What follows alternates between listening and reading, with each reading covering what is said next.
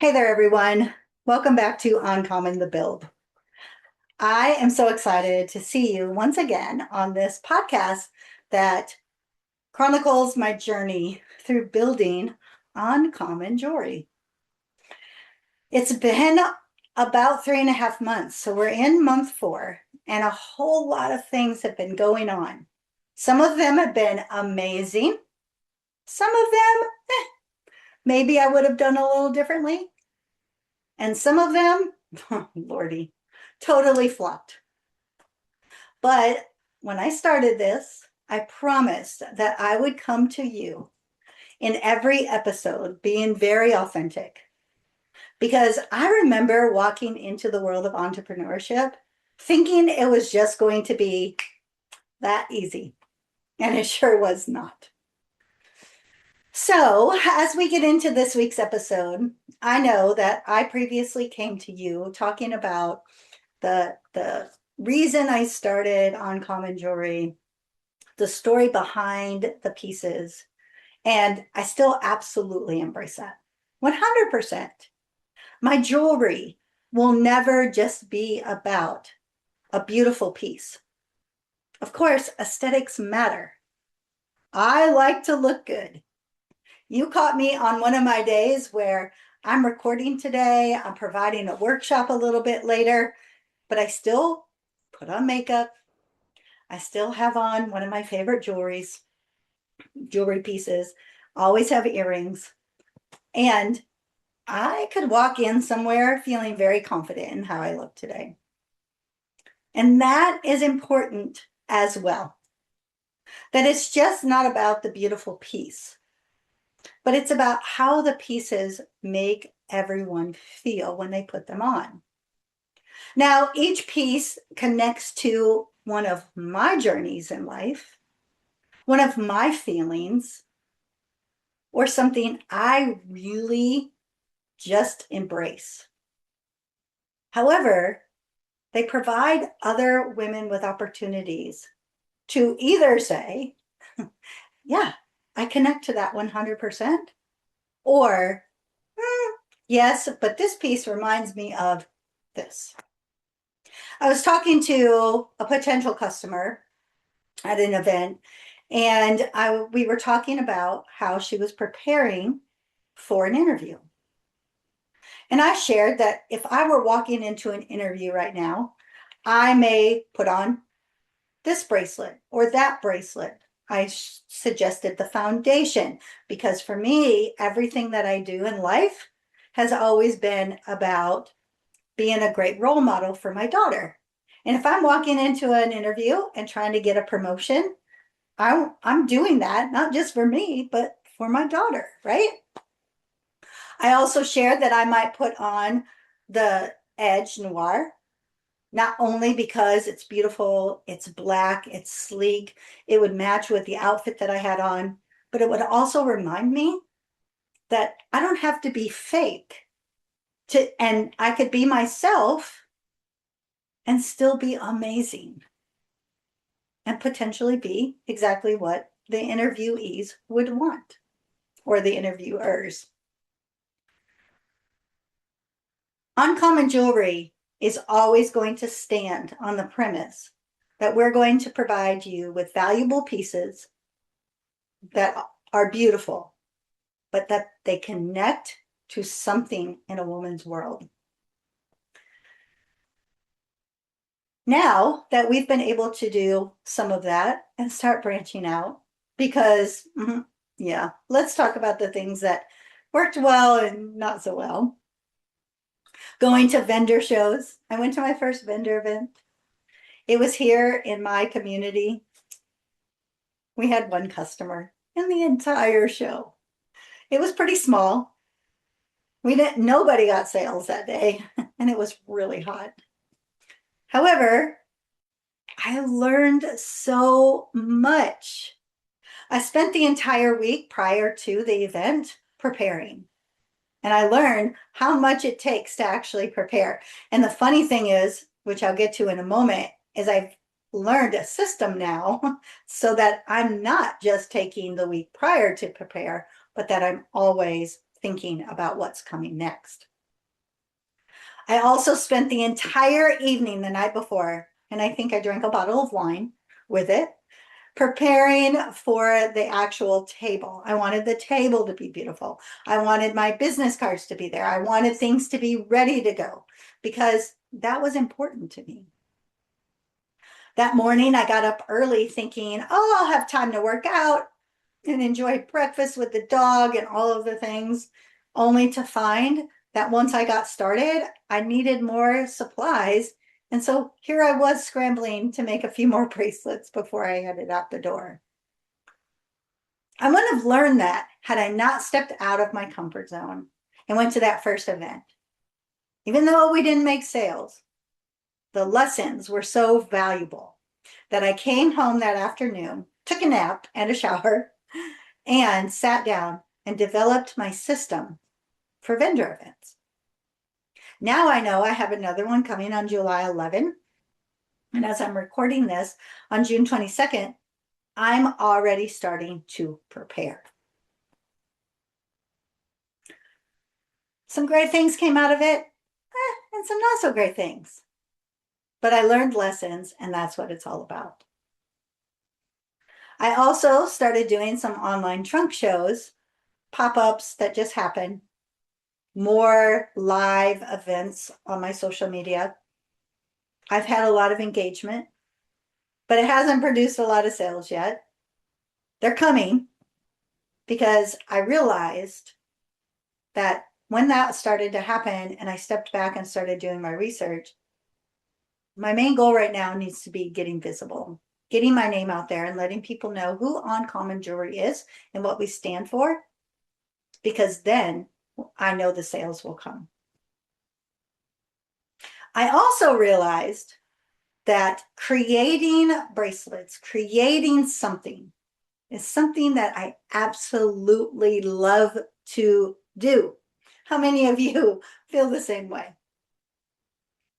And when the bracelets are made, and there's nothing more to make, because you know if you keep going, you're going to make yourself crazy with the amount of beads and bracelets and things that are all around your house.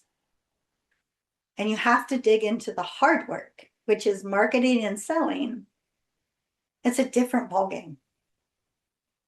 And as an entrepreneur, especially just stepping out for the first time, I knew that that was something that was going to be more challenging for me, because working in schools for the years that I did, we didn't have to sell the school. Maybe you do now because there are many more choices. But when I sat in the seat, I didn't have to sell the school. I just opened the doors and the kids came running in. I was the neighborhood choice. I also knew that that wasn't going to be necessarily the same thing, especially in the world of jewelry, because you can buy jewelry anywhere. And the cost of things fluctuates so much that if I want to be known as a highly trusted and highly valued brand, this is where the hard work's going to come in. So where do we go from here? I went to a networking event last week, and someone who owned a bridal boutique suggested that some of my pieces may be perfect for brides in the future. I don't know, possibly. So there's that. Also, as I was sitting at the vendor event for all of those hours, scrolling on my phone, I started to think about, would it be much more intimate? Would it be much more enjoyable, rather than coming out on a hot Houston summer day to a vendor event, but to go into someone's home with a hostess who provides her closest friends with light bites, maybe some drinks, and talk about the bracelets, but allow people to touch them and feel them, connect with them, share their own stories of how they developed their confidence and got clear on what they wanted in life. I know that's the Mary Kay, Tupperware, Pampered Chef kind of way, but I've been part of some of those companies before, and I know that it works. So another idea that may be coming into play here in the near future. But ultimately, I was having a conversation with my dad a couple of weeks ago. We were talking about how the bracelets are very, very beautiful. And I could continue with bead bracelets forever. There are so many different techniques you can use, so many different ways to put beads together, so many different options with beads, high end, low end, everything in between. And I know that that would make me happy. But my goal when I walked into Uncommon was to build a legacy for my granddaughter so that one day in the future, when little Sophia is old enough to take over, if she wants to, she can walk in, it can be handed to her, and she can have a beautiful life. And in order to do that, I believe I need to evolve. And I like nice things. As a matter of fact, I'm going to share one of my newest bracelets with you in a moment and the story behind it. And you'll absolutely understand that. So one day, I believe Uncommon will become a household name, a place where you go when you want fine jewelry. I want to start getting into how metal works. How do you melt? How do you use metal clays? How do you use gemstones? Possibly diamonds in the future. High-end jewelry that, again, looks beautiful, gives high value, but comes with a story. When I think back to my life, I remember a time I was 4 years old. My dad was in the military. My mom was a stay-at-home mom. We were living in Colorado. And we happened to be somewhere. And remember, I'm 55, so that was a long time ago. And they were advertising for this show, Romper Room. It was filmed in Colorado Springs, which is where we lived. And my mom had high hopes for me. And she looked at me and she said, "Do you want to be on TV?" My big blue eyes, my little blonde haired face looked at her and said, "Absolutely." We signed up. I was chosen. And we needed a new wardrobe.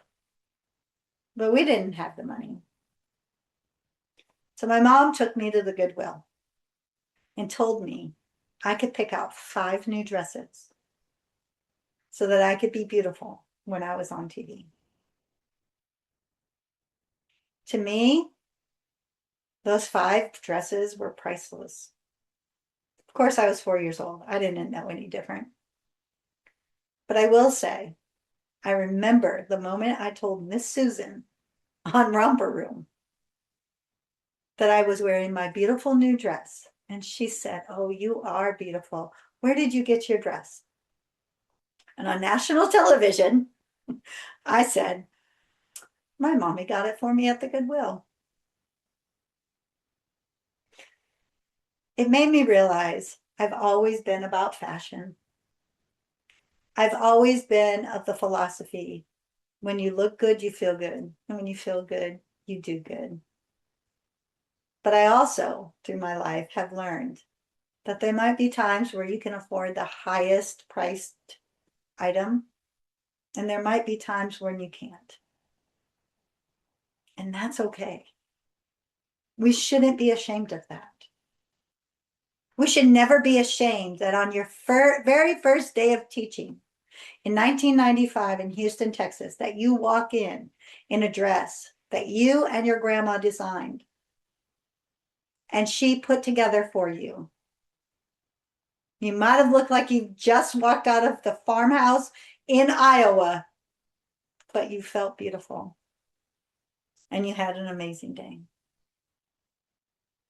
That is what Uncommon Jewelry is all about. Building something beautiful for women who want to show up as their best selves, no matter their size, no matter their age, no matter their pocketbook, because it's about the feeling that the item gives them. Now, I have been, as I mentioned, building and growing and making all kind of jewelry over the last 3.5 months. I've released several collections. One is the Presence Collection. I've shared that with you before. That collection is based on pieces that a woman would wear on a day-to-day basis. You're going out to the coffee shop to meet a friend. You might be having a lunch with someone. You may be going to your 9 to 5, where you go every day. Your normal, everyday, daily activities where you still want to look like you're put together. I love the Presence Collection. It was the first collection I designed, and every piece reminds me of something about life. Then I moved into what I call the Signature Collection. That collection is a little more dear and near to my heart. That's where I have the foundation and the legacy, the bracelets designed for my daughter and my granddaughter. I have a bracelet that represents the bond I had with my dog, and realized how much I missed him after he passed in January of this year. I have a bracelet for my sister and I. Our relationship has its ups and downs, like all siblings have, but it remains strong. And on Mother's Day, I released a bracelet for moms, because we all may do motherhood differently, but that's okay. What doesn't waver is the love we have for our children. Through it all, I kept thinking, okay, these are beautiful. There's a lot of color going on because I don't do a lot of color. So I developed the Noir Collection. The Noir Collection is everything I love about the color black. I have pieces that talk about real life, and I have pieces that help you stand up and realize who you are unapologetically. As we got through the month of May, I started to think about my own birthday coming up. So I turned 55 last month, and my grandma was a big part of my life as a kid. She was obsessed with birthstones. And so I created the birthday collection for my grandma, where every month a new bracelet releases based on that month's birthstone, that helps you feel like you are important, because you are. The world is a better place because you were born. The summertime for me is just a great time to start to have some downtime and rest and relax. As a 31-year educator, that's always been kind of that breathing moment. And I embrace the philosophy, work hard, play hard. And that's how Sips of Summer collection was born. Each bracelet in that collection reminds me of one of my favorite fun, fruity summer drinks, and the feeling behind the experience that I had when I would go meet friends, go be with my significant other, go be with my daughter, and enjoy time on a summer patio. And now I'm working on a collection that's very, very near and dear to my heart. The Empowered Collection is all about being a strong woman, having the confidence, the courage, and the clarity to know exactly what you want and accepting nothing less. In May, the first bracelet released, the Signature, which I'm wearing today. This talks about everything about my story, which after that fun event of being part of Romper Room as a 4-year-old, my life had a lot of ups and downs, just like many other women. And I had people in my world who built me up and people who tore me down. And I began to question, was I good enough? And I had to realize that I got to decide who I was, that I got to decide my future, not the people who were judging me. And honestly, they were probably judging me because they were having difficulties with accepting who they were as people. The signature reminds me that there was a moment in my world, and I remember the exact time and date, where I said, no more.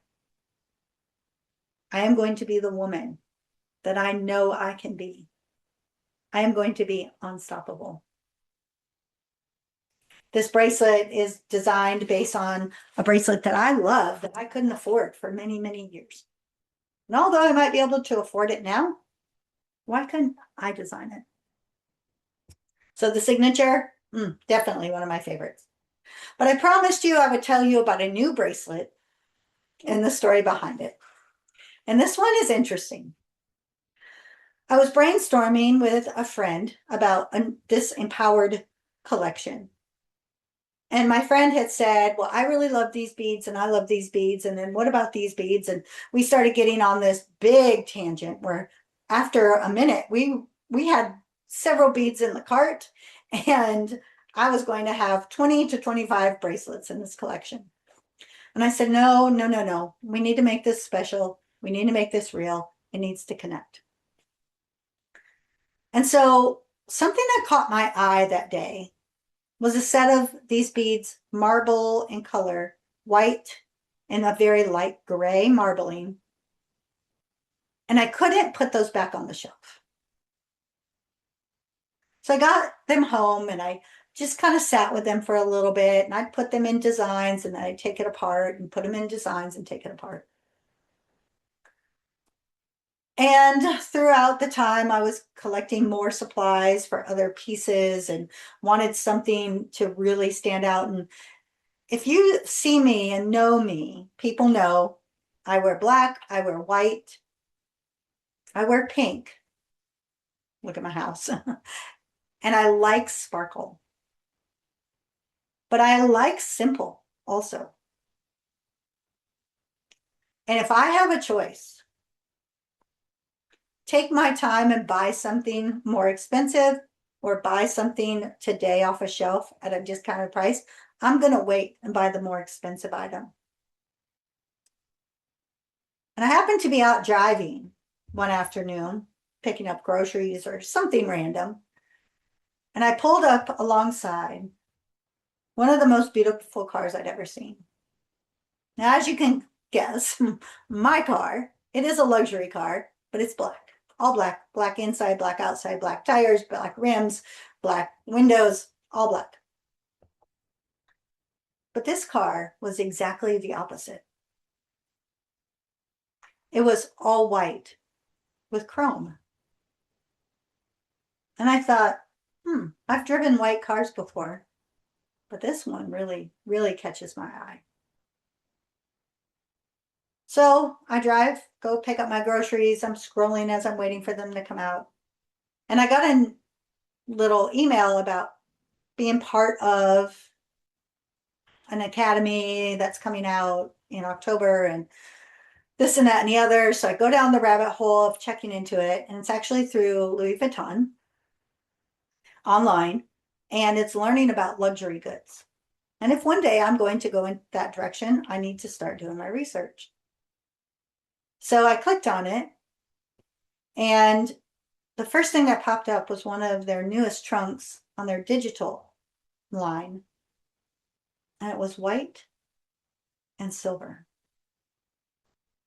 And I thought, wow, that is really standing out to me. Now I've seen two things.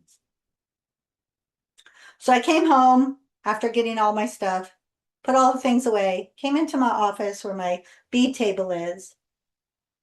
And those white marble beads were sitting there next to a couple of other pieces, one of which are these spacers I have.